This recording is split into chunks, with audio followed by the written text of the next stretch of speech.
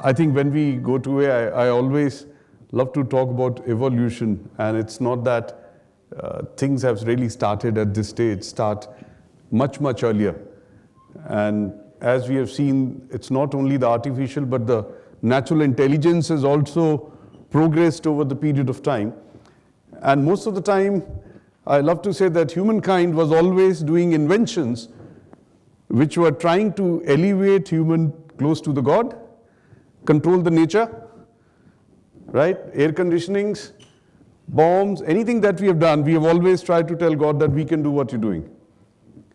And we were always trying to become smarter and smarter. But that at the same time, why this AI is going to be a big shift? Because this is first time.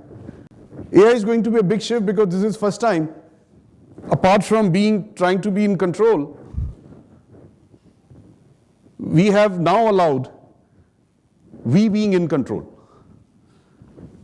And the generative AI is even within the next stage of when computers are asking me, please prove you're human so that I can let you log in and go further. And all type of silly question, identify dogs standing at 90 degree, 45 degree. So this is where things are moving now. And this drastic shift from we trying to take control and somebody controlling us is going to change everything. It's already changing the way you will even choose that which next movie you want to see, which restaurant you're going to have, what food you will eat.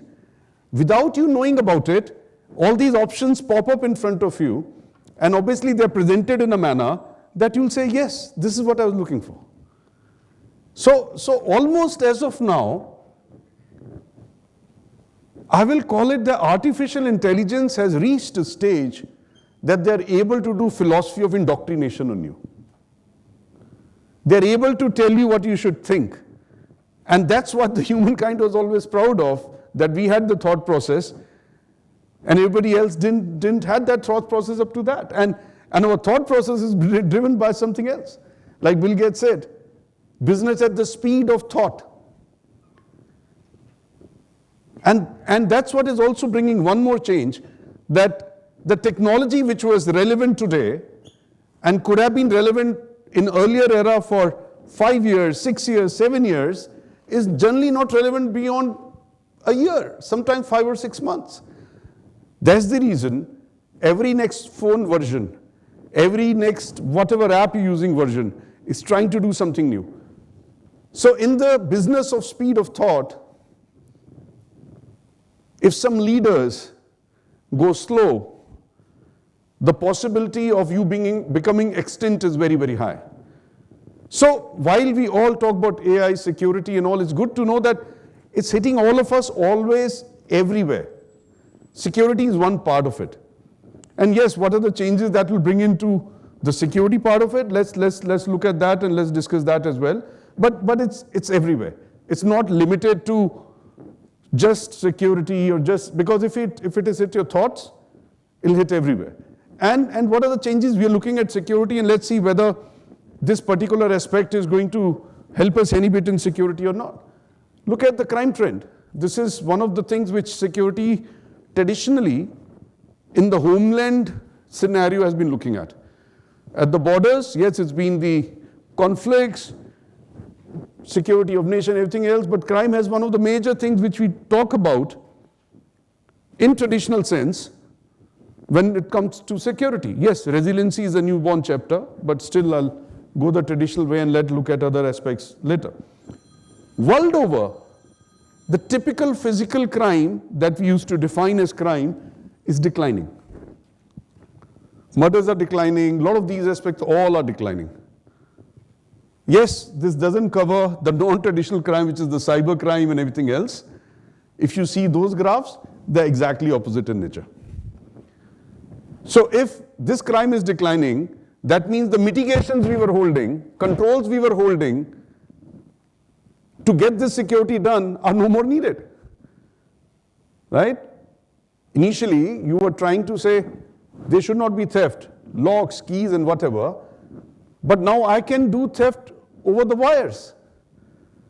I can steal your data, I can steal your money, I can steal your private information, whatever need, over the wires. So if you put a nice lock, but your internet is not secure, so that's a major change which will come up. This is more relevant for the Asian countries, not only in India, most of the Asian countries, the gap between police and thief. So what does police do traditionally? You have thief doing something bad, whether it's cyber criminal or whatever else, and police need to be up to mark to handle that thief or the situation. Now what thief is able to do, or miscreant or cyber criminal is able to do, sometimes the police is even not able to understand. So the gap between police and thief, which means the number of crimes that will get solved, at the speed they will get solved, and the impact on society of everything is changing. So this gap is widening, while we could see the traditional crimes going down, but because of the new age crimes, police not ready with it, this gap is widening. So that's quite a difficult situation to handle. Risk is changing at a very short term. The dynamism of risk has gone up. And if I compare it with awareness, even we security experts are struggling to remain aware, update on everything that is happening around the world in terms of risk, controls, and the impact of it. If we are struggling, then you can imagine how much of a struggle it is for a common man to understand. That's where RBI has to run separate campaigns, Jagruk rahiye, ye kariye, wo kariye, and still,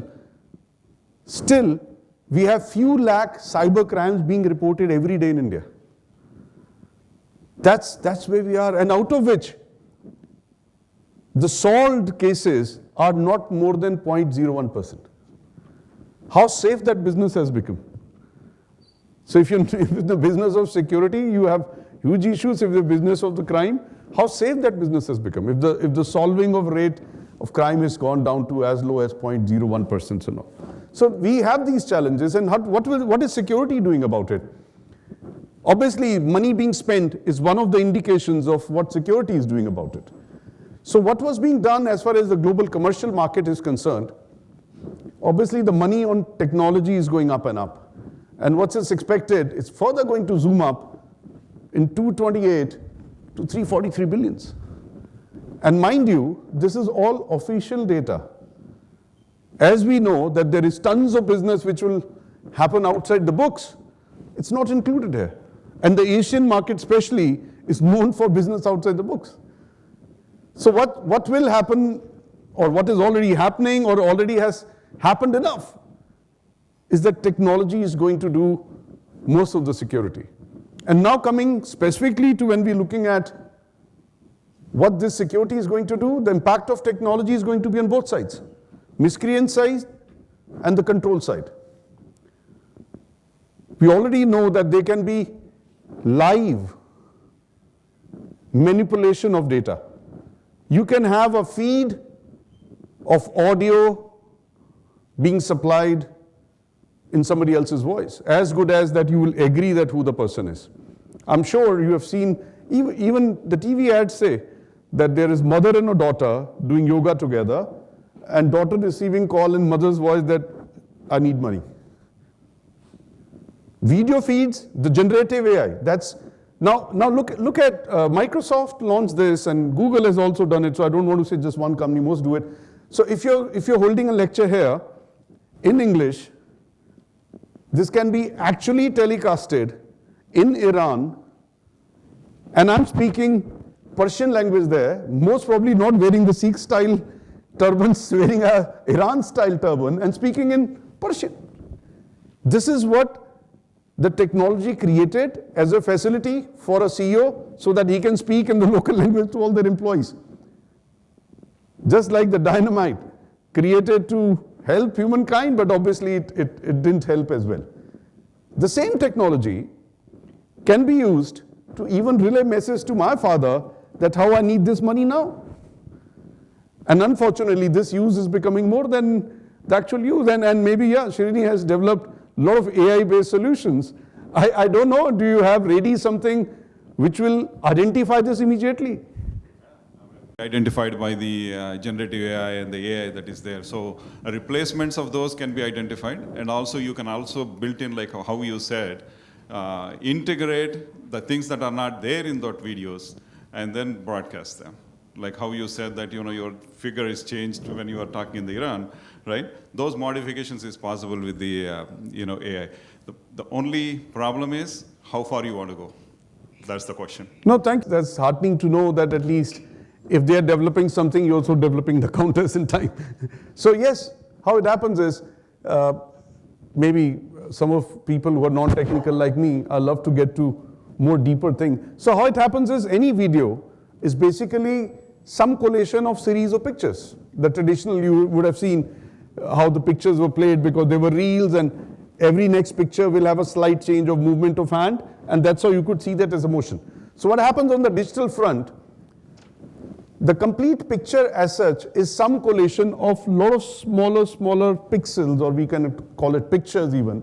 And even if you look closely, you can see small sort of squares or something here as well. So these are, if you count this as a pixel, so what happens when any kind of video is being relayed and how to increase the speed, it doesn't come as a next picture.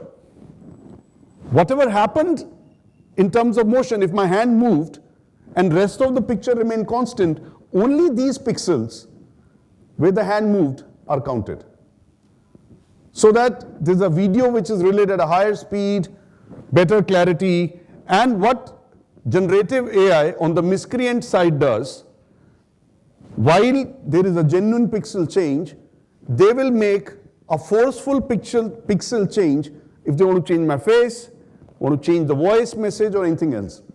So if there is a technology which can identify here is a forceful change by a miscreant and not a natural change, it becomes as easy as saying, yes, this is not the correct video. Deepfakes, Garima works on deepfakes quite a bit. So all these are identified in this manner.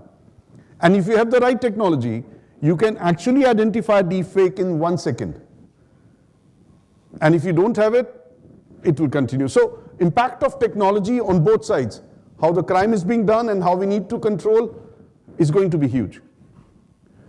Manpower dependency, well, fortunately, unfortunately, this is going to go down constantly. But yes, it is not only going to go down in terms of numbers, it's going to go up in terms of the technological capability of the manpower. Very soon, you will be surprised that you will have possibly command centers having more manpower than what traditionally had, and number of guards being reduced constantly. Because your central systems will be able to monitor, also remotely open the doors, close the doors, or do any other action which a guard traditionally is doing. And like when we were looking at that big budgets coming up, those big budgets, the maximum amount of budget is going in the direction of CCTV and how much of intelligence you can put into the CCTV. And obviously, I love to call it a security system should be full like a body. Not only eyes sees that CCTV, the brain is analyzing all the information which is coming in, and then you have the ability, whether the hands will block, feet will make somebody run to that place. That's how a security system has to work. So all that what we had in one body or collection of bodies as security guards is all going to get into technology side with manpower going less and less. Next big change obviously will come in terms of prevention and detection. And this is directly linked to the speed of crime. If it's happening, if crime is business, the speed of thought of business, the speed of crime is also increasing. You will not be able to rely on human, which is going to look at even how nicely trained the person is to do all your preventions and detections.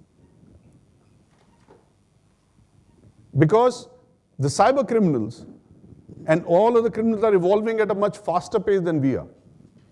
I think Op Sindhu recently, although Jal Panu is there, he'll give you more details, but whatever little I could hear from some of the army people, and maybe Wing Commander Sonika will know from the Air Force side.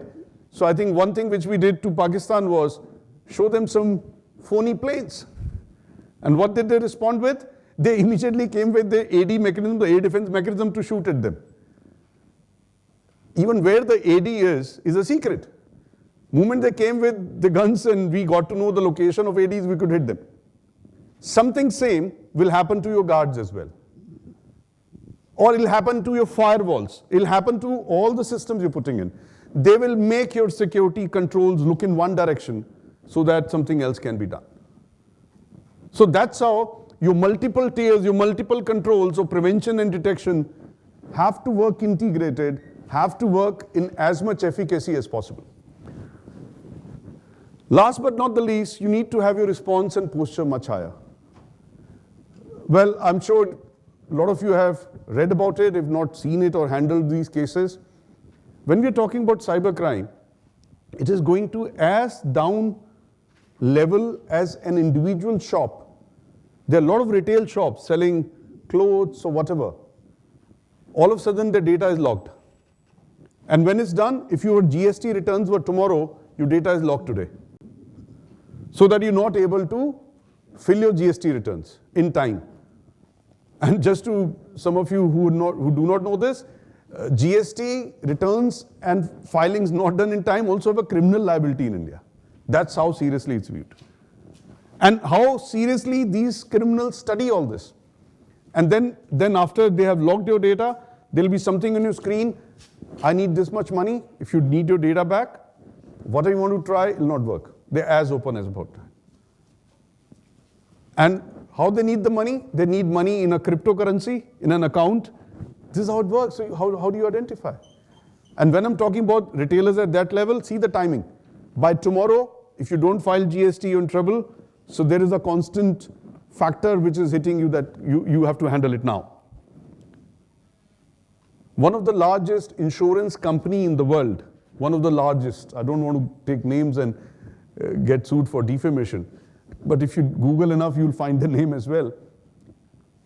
Their data, complete insurance data, was logged for more than 3 months. They decided they're not going to pay whatever millions of dollars were being asked in crypto. They thought they will be able to solve it. And if that agency is few $1 billion revenue, you can imagine they would have got every possible expert to do it for them. It didn't work. After 3 months or whatever they could do, at least unofficially what I've learned is they had to transfer those crypto money and only then they ended up having the data back. And these guys are so smart, they'd say, okay, you want a sample, I'll show you. Which data piece you need? They'll show it to you. They were talking on the screen. So this is where it is. Then how do you deter, detect, and timely do something about it? Your complete posture and response has to go up. If you are able to play a little better than others, then yes, they go to easier targets. I'm not saying this is the right way, but you still need to protect yourself. So that's how the value of what you do as security is very high, because everybody wants an easier target. If they are going for easier targets, you have better security, sure, at least the probability of you getting hit tremendously goes down.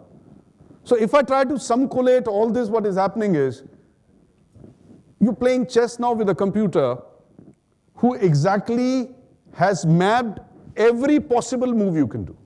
I'm not saying they have mapped 10, 20, whatever. The computer is a supercomputer who's mapped every possible move you can do, and they have a response ready. And it's going to be a speed chess as well. So moment you picking up your right pawn to work, possibly they've already narrowed down that out of 500,000 moves, now they've reduced to 500 moves. Moment you put it there, the response is ready. In the speed chess, they will come so aggressively at you. So when this is the situation, when generative AI is available to them, being more used by them, and somewhere because of ignorance, somewhere because of the budgets, somewhere because of the lack of integration. All large companies have so silo operation that there is lack of integration. So if generative AI is so easily available to them, we're not going to rise up and fight it well. It's going to be a challenge for us. So I think there is no choice. You want to do it or not. Only choice is do it early enough that it doesn't ends up totally washing you out of the Mother Earth. So this is really, that's how I see this. And this will come much sooner, even sooner than the environmental threats everybody talks about.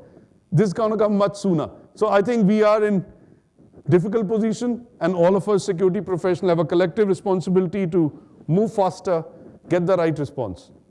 Thank you for organizing this very well. Thank you, the right topic. Thank you, Dom. Wonderful. Thank you so much.